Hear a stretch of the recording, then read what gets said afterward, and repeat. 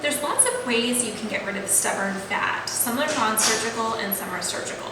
Non-surgical, our favorite one here happens to be Coolsculpting, and if it's surgical, we might consider liposuction or something like a tummy tuck. Dr. Larson, who's the best candidate for Coolsculpting? People that are good candidates for Coolsculpting are typically very close to their ideal body weight, and they have a bulge or a few bulges that are pinchable that they want to get rid of.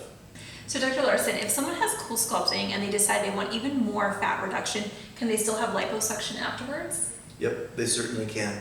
Does it make the liposuction any more difficult? No, it doesn't. Perfect.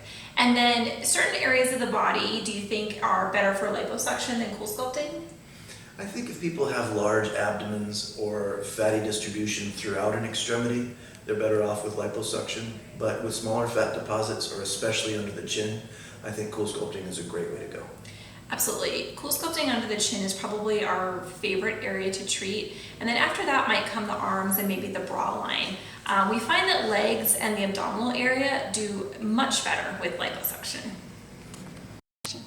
So there's lots of injectables, and people traditionally think of injectables for the face, but we actually use injectables on the body as well, and they're more for contouring, filling deformities. So some of the common injectables that we use for the body are things like Radiesse for skin tightening, Sculptor for skin tightening and cellulite, and also something called Renuva.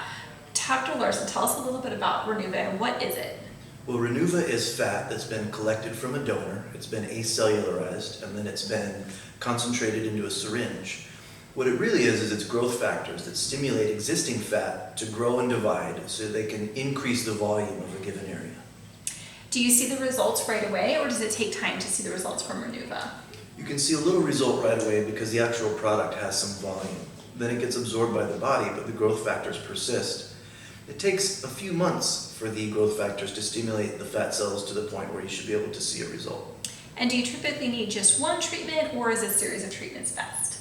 That depends on how big an improvement you need. If it's a small area like a cellulite dimple, just one treatment should do. If it's a larger area such as a hip dip, you may need more than one. Right. And then is there any patients that this wouldn't be good for, any medical conditions? If people have collagen vascular diseases or autoimmune problems, or they are having difficulty absorbing calories or protein, this may not be the best treatment for them.